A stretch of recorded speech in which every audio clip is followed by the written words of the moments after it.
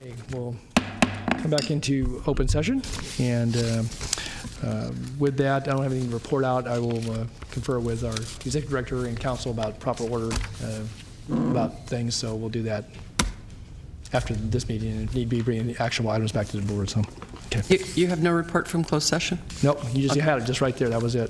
Okay. I'll be meeting with Rivka and council, so. All right. Make sure I get things in proper order.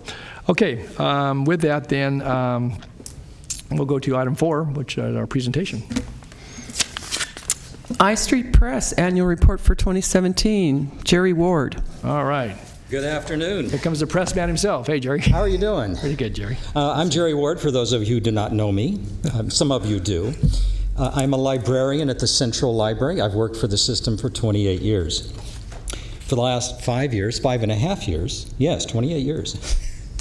For the last 5.5 years, I've been working the I Street Press. And it's with great pleasure that I present to you the annual report for the I Street Press for 2016-17. Now, I'm not going to make the assumption that you all know what the I Street Press is, so a little bit of history in a few minutes is in order. 6 years ago, in August of 2011, the State Library called our director and said they had a whole bunch of money they needed to get rid of real fast. She knew exactly what she wanted to buy. So she wrote the grant and got the money from the State Library, and within a month and a half, we had a big machine called the Espresso Book Machine, and it's not shots of espresso.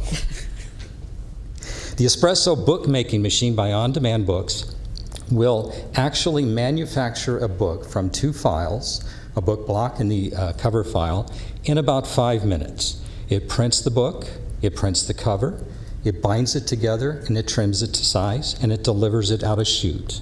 Now, if you're an author, and we work with local authors, and oh, by the way, local authors for the I Street Press is San Francisco to Denver, and now Seattle to Los Angeles. I have worked with people in that area, over 400 titles, over 320 authors in the last 5.5 years, over 24,000 books printed by the I Street Press. If you're an author and you've spent a lot of time working on your book, the one thing you want to see is the actual product coming off the press, and it gets to be pretty exciting. They love it when they see their book come out of that press, and they walk away with a book. Anything else? I mean, you know, it's all there. It's gravy. Now, there is, in the last year, a number of people who have published with the I Street Press, and we helped them self-publish. One you're probably familiar with, a gentleman named Steve Cohn, actually came to the I Street Press, and we helped him self-publish his book, Citizen Cohn. And it's a biography of his work with the City Council and Sacramento for the last, 30 years, a long, long time. He's now selling the book on Amazon and various other places. We have a number of other authors ranging in age from 9 years old to 90 years old. We have a lot of homeschooled authors, a lot of high school students. We have seniors who come to the I Street Press and do their senior projects. They might want 1 or 2 books. And we have other people who need hundreds of copies of their books because they are really trying to sell them. And it's great. I love it. The successes, well, with over 400 titles, there's over 400 stories that I could tell you. I don't want to take that much time. But if you would like a copy, or if you have a book in you, if you'd like a copy of the annual report, ask Linda, she'll let me know, and I'll print you a copy and get it to you as soon as I can. Okay. Any questions? Thanks, Jerry. Any questions about any of our publications or authors? Yeah, Jerry. Does the library keep a copy of all the books, or at least one copy of all the books you print? There are a number of titles that are personal in nature, so we only print 1 copy, and of course it will not go into the collection. But there are over 200 titles that we've published, self-published, that are in our collection that are circulating. Yes. Thank you. That's great. Okay, Member Wu and then Member Frost. Thank you, Chair. So I have a copy of Citizen Cohn, and I'm currently reading Tigerfish. Yes, another one. And so my question is, are there any criteria for determining who gets printed and who doesn't? And then since you print 1, who bears the cost of successive printings? There is a cost. I mean, we are a fee-based service. We have to recover materials cost, and we have to keep the machine running, and other little incidental items. We are covering our costs. The author picks up the costs. So there's a setup fee, and then there's a per book cost for each copy that comes off the press. If it goes into our system, we print that. That's fine. It's going into our system. One copy. If they want other books in other branches, then the author needs to talk to the library and do all of the rigmarole of getting that done, the money. But basically, it's the author picking up the cost. And the cost is not bad. It's $6 per book and 3 cents per page. So a 100-page book is $9 plus tax. Thank you. Very good. Director Frost. Director Wu asked my question, so I got the answer. Thank you. Okay, very good. Okay. Any other questions? If not, thanks, Jerry, for your work and for helping people walk through that and to, in a lot of cases, experience something they probably wouldn't be able to either afford and or even do if it wasn't for the opportunity through the High Street Press. So You're welcome. We are collecting people's stories, and that is what we do. Thank you. Very good. Thanks again. Okay, so if you'd like a copy of the report, and Linda will get that to members of the board if you'd like it. So, all right. With that, then, if there's nothing further, thanks to Jerry for his work and presentation. Let's move to the director's report. Ms. Sauce. Okay. I will refer, in the interest of time, all of you to the written report, but I feel that I must mention a couple of things. One is that we're continuing to serve lunch. We're in our 7th week of summer lunch at 10 library sites. I visited 2 sites this afternoon, and it's a really wonderful thing that happens. One of them occurs in a community room, Colonial Heights, for example, and 9 of them actually we use our community rooms for. We use teen volunteers. We have a paid or a teen that gets a stipend in each of the 10 locations, and I talked with them today. And then our Del Paso Heights Library just serves lunch wherever they can, on the floor in the kids' area. They're outside until it gets too hot. Librarian Tim Tomasek does a story time. Today there was a panda suit, a kid in a panda suit in the 100-degree weather. It was great. Oh, man. So it was wonderful. What did the kid do to deserve that? Yeah, right. He was the paid coordinator. I guess he thought it came with the territory. And I also want to mention we've been at the state fair with our secret weapon under the leadership of Kathy Crosswaite from our community engagement department, but Jared Keller is the self-proclaimed fair junkie. And we have a great presence at the fair.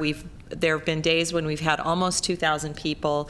We're averaging about 1,300. We're doing Reader's Advisory, where you can come in and say, I need a good book to read, and we'll help you figure out what that is. We do story times. Of course, we're there with technology, showing off 3D printing technology and other things. And there are some great stories about getting teacher cards into the hands of teachers. And we recruited an adult literacy tutor one day because we have a lot of adults who need to learn to read. And we get a lot of testimonials, especially about things like our passport service that operates out of the Central Library. So the fair has been great. I want to also mention we'll be sending out an info alert. We've had some tremendous press in the last 2 weeks. ABC 10 during the Morning Blend show did Library Week all week last week, so we'll send you the links so you can see each of those stories. They covered 3D, our maker spaces, they covered Career Online High School, they covered teen volunteers. You all heard Claire speak at the April meeting. They're wonderful stories. And in addition to that, there was a story about 84-year-old twin brothers who use the Fair Oaks Library who are homeless. And one of their neighbors did a GoFundMe campaign, which when I checked it the other day had $121,000 in like 3 days. And they're using the library to try to get their home back. And it was a tough story. And then I just want to mention, while Chris Durr is coming up, Chris is the supervisor at the Walnut Grove Library. He did something last week which I thought, wow, 3 people will come, right? On Friday night, Jack Oman, the editorial cartoonist for the Sacramento Bee, spoke to 28 people at the Walnut Grove Library. And Almost half the town. It was half the town, and it was amazing. He talked for about 2 hours. He was really engaging, and it's not often that you can say a Pulitzer Prize winner stopped by to do a library program, so that was kind of cool. Anyway, so Chris is going to come up and talk a little bit about a grant that he's been doing for the last year in Walnut Grove, because I think well, he's kind of amazing in and of himself, but it's pretty cool. Whoa. We've got music going already, so pardon me for that. You got your own opening. I can see that, Chris, right there. Don't wait for anybody to introduce you. Just start the music. Yeah, I know. It's how I roll. All right. So I'm Krister. I am the branch supervisor out in Walnut Grove and Cortland. I'm here today to talk to you a little bit about this project we did down there called Library Game. It was a grant funded through the state library where the goal was to work with the 5th grade class in Walnut Grove Elementary. So what we did was we taught them video game design. And the goal was to have them build a video game design from start to finish, or build a video game from start to finish. And to begin with, why design a video game? And the answer is that it's not really about the video game. It's about the specific skills that they can learn from that. So there was a heavy component of project management skills where they had to build things that all work together to create one unified object. There was a heavy dose of storytelling skills where there's a narrative in the game as you play through it. And then there's a heavy dose of code skills and technology skills where they're learning to code and to work in machine thinking to make the rules of a game work. So it's about using the library to teach 21st century skills and about responding to a need in the community, because there's not really a lot of formal technology instruction in the River Delta School District. So because there's that gap there, the library can step in and help supplement that and give these kids opportunities that they otherwise don't have exposure to. So the students, they're learning to tell a story. They made storyboards, they wrote scripts, they diagrammed their characters, they went through a lot of details thinking about how both the story will look and about what's going to happen in the story here. And my handwriting is about this bad, but you can tell these are actually the works of 5th graders. We had a giant wall in our community room where we went through all the parts of a plot. So we learned about rising action, we learned about falling action, we learned about all the different parts that go into a plot. They wrote down all their plot points and they worked with them and they changed it together, so there was a living document that they all worked on and all concentrated on, working together as a team and building all those things. And then they had huge numbers of characters in the story. There's too many characters in this story. If you do get a chance to go on the library's website and play it, I have to warn you, all this comes from the collective mind of 5th graders. So be warned that that's the reality you'll be entering into.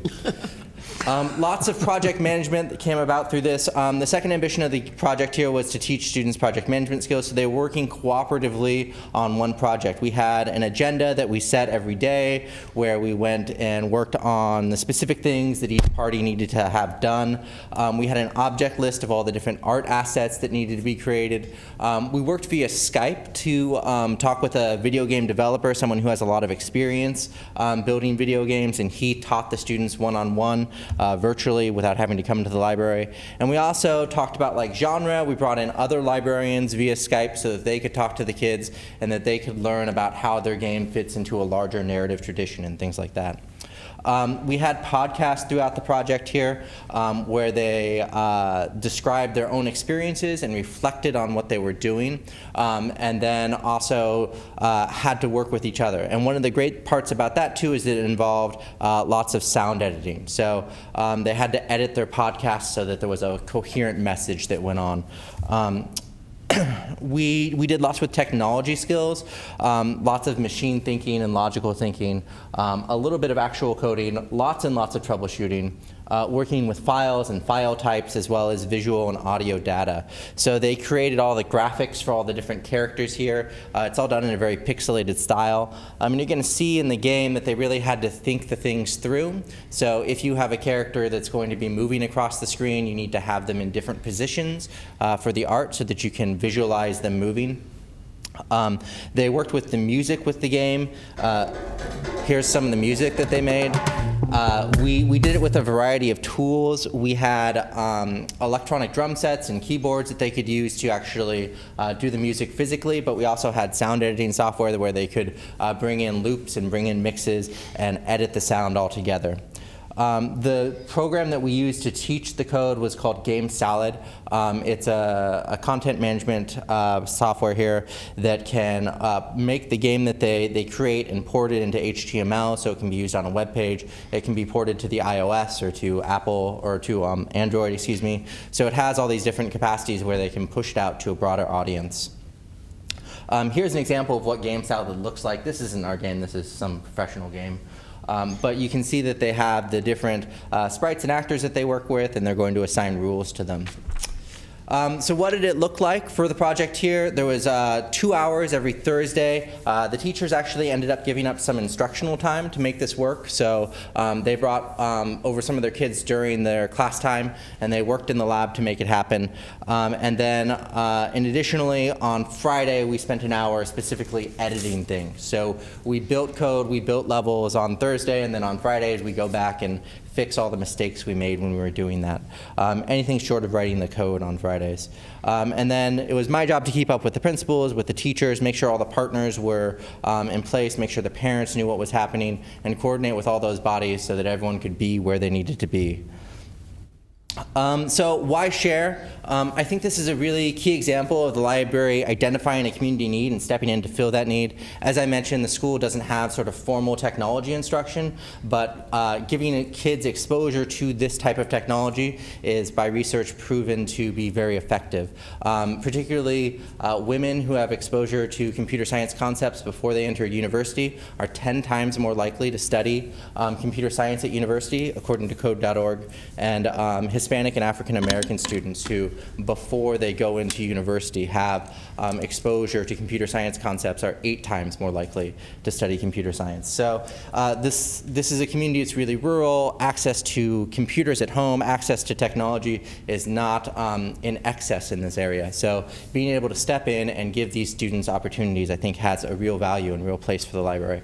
We're also teaching 21st century skills. They're learning to create content, and they're learning to make in a platform that's interactive, which is something that I think is happening more and more in society and culture, and more becoming the media that we consume.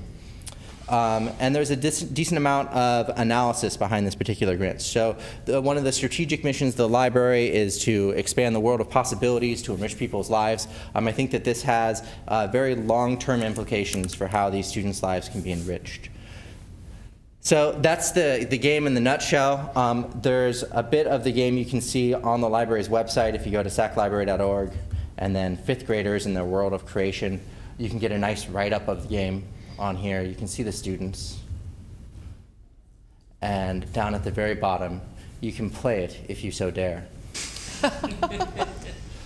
So yeah, I am happy to answer any questions about that before I give the floor away here. Okay, thanks, Chris. Any questions about? Sounds like a pretty fun opportunity. Pretty cool.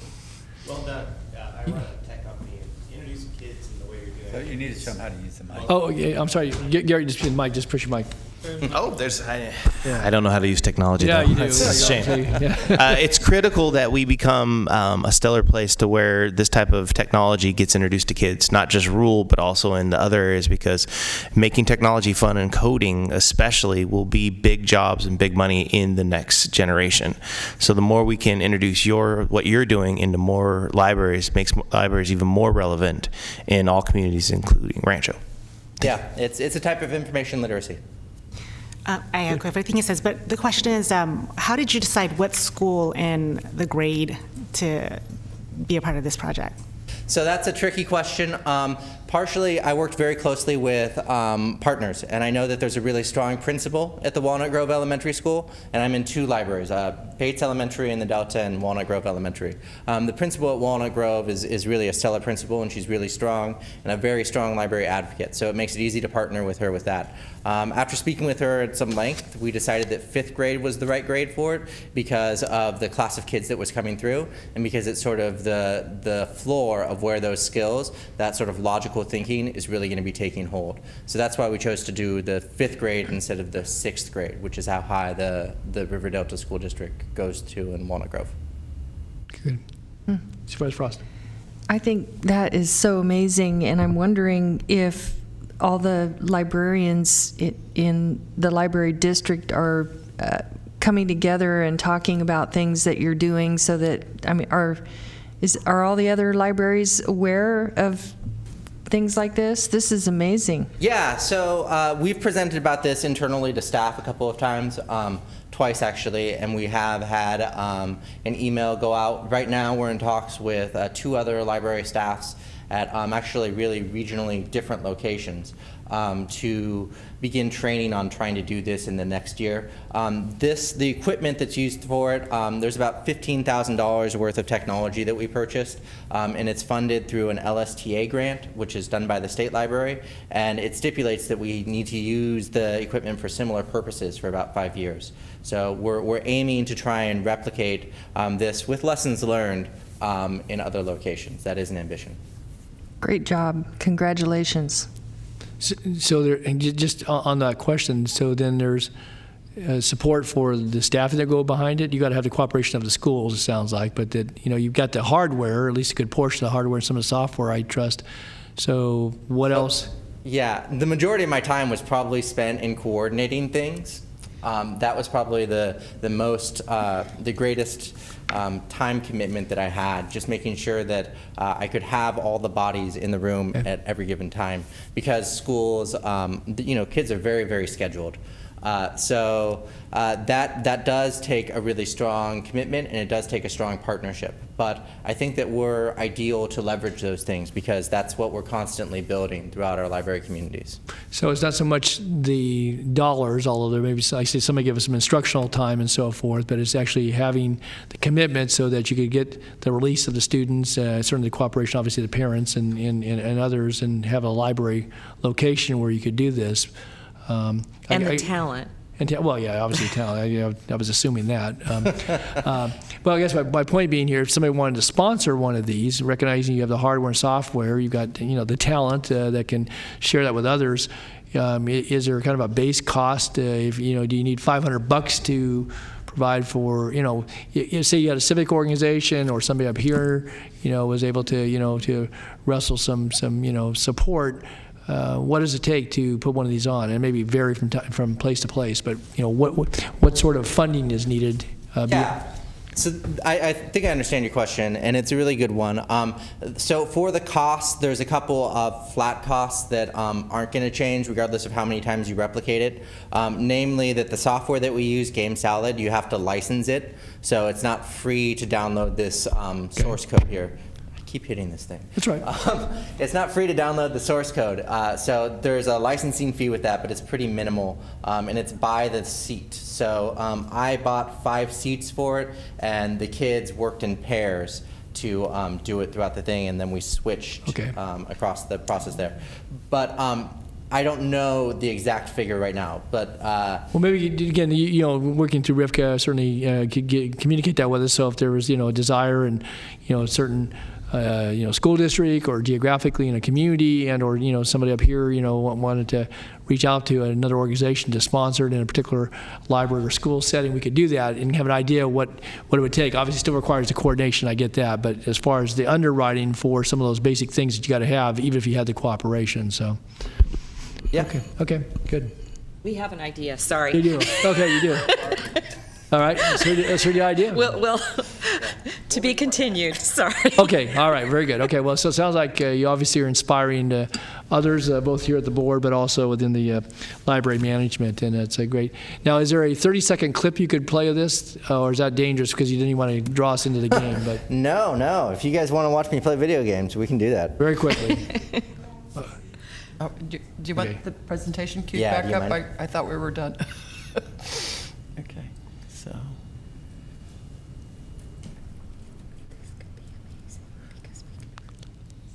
All right, so this is the game right here. The little sprite that you are, her name is Bella, and you've got to avoid this evil robot here. So you can see Bella moves around. We coded it so that as she moves forward, or as you push down the arrow, she moves forward. And the little guy is programmed to follow Bella at a slower speed than Bella can run. Now this is Tia, and Tia is very violent, and she has kidnapped your friend Mia. So you have to defeat Tia. But the problem is that Tia is like supernatural, and she has an army of robots. So once you've defeated Tia, Only You in need the to play- only in the world of video. Yes. You need to play as Danny the robot and collect all the pieces of Tia to put her back together so that she can once again wreak havoc. So now I'm Danny the robot, and you can see Danny, the kid who did Danny, put in a little bit more effort. So you can see when Danny moves, his sprite, his animation changes. Bella doesn't do that, but he can duck too. There he is ducking. And we've got to navigate our way through the forest here, walking all around to collect the floating pieces of Tia. I don't know how she got all over the place. It's messy. So I can go through the forest. Oh, that's coded. So it's really the machine thinking there with if then. So if this sprite touches that platform there, then the platform starts falling. And that kind of machine thinking is what's really valuable for the kids to get in there and to learn to code it. But we continue with the story going on here. I have the sound still muted, but there is sound going on. I'm not totally familiar with you guys' system, so it sounds strange. So here's our new song. And here's level 3. Jeff the cop is we've got awesome. Narration. He used to play for the Oakland Raiders. Anyway, there's a brief thing. Jeff's an interesting character. He is a former Oakland Raider turned police officer. Yeah. Yeah, so we need. It's Raider country down in Walnut Grove. I got to tell you. It is. Well, we have a member here that was formerly of the Raiders too. So, okay, well, very good. That's again, we thank you for sharing. Thanks for your good work and obviously the inspiration and the guidance you've provided to the young people, and certainly opportunities and the doors this will open for folks is pretty cool. So, I hope so. All right, any other comments? If not, again, thanks and keep up the good work. Thanks. Chris, thank you. All righty, thanks, Chris. Okay. We'll go then from anything else in your director's report, Rivka? Anything else on the report? No, that Okay. completes All right. We my do have the written report. report. Any questions about the written report? Comments? All right. Seeing none, then we'll go to our information items. I know we do have a report on item 13. Any other information item, though, that any member of the board wants to talk to? All right. If not, then we'll go to item 13. And I remember Schneer, and certainly thank him for his work. He has a report, Jay. Thank you. Just very briefly, so I want to thank Rivka. We have had a number of meetings both with the Library Foundation and the library, both individually and then together. I think the last one was about 2.5 hours. We've been working on a new MOU that really would be a win-win situation for both organizations. We hope to bring that back to this board in the September meeting. Okay. That's it. Thank you, Jay, for your efforts as well. Appreciate that. A lot of time. Okay, then anything else on information? If not, no action required. We'll go to our consent calendar.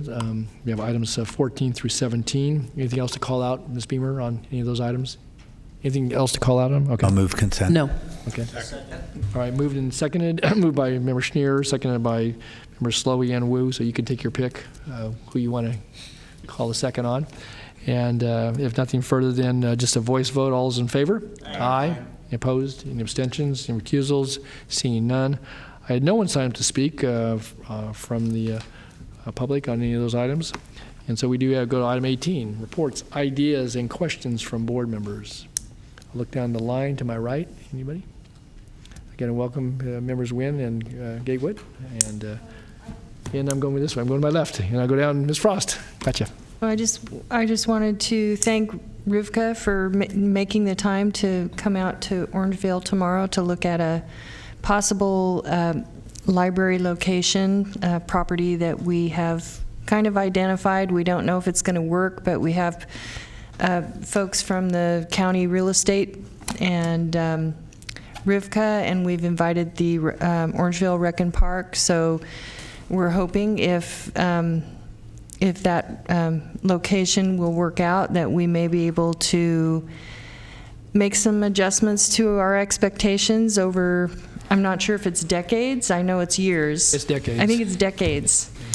And so I just wanted to thank Rivka for her help with that, and I'll be excited to come back and report how that plays out. Good. Well, thank you, Sue, for your work. I know that's been one of your top priorities, obviously, since your election, and it has been decades. So if you're able to get all that pieces put together, that'll be great, a great achievement. So it'll be great for the community. All right, anything else?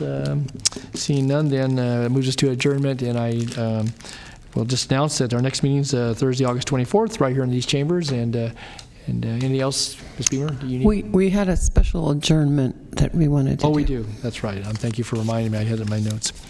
And I may ask any colleagues if they'd like to weigh in, but I know many of us, certainly, if not all of us, were taken by the loss of someone who served on this board, served on the Sacramento City Council for many, many years, and that was Councilmember Bonnie Pennell, who left the council a couple of years ago due to health problems. But she was very adamant. She got a lot of credit for certainly her work in transportation, but when it came to libraries and libraries in her community, just as she was a staunch advocate for many other improvements, libraries were right there on the top of the list. And so certainly recognizing her contributions to the effort, certainly in libraries and to community improvement and all the wonderful things we know she was a part of, I'm going to ask that we adjourn today's meeting in her honor and her memory, and would certainly offer up anybody any opportunity to make any other comments if they'd like. To a colleague and a great friend of libraries, a great friend of this community, and someone who is dearly missed, but her love and good work will carry on for generations to come. So. All right, with that then, we will adjourn in memory of Bonnie Pennell, and obviously send our thoughts and condolences to her family, and with that, we will stand in adjournment.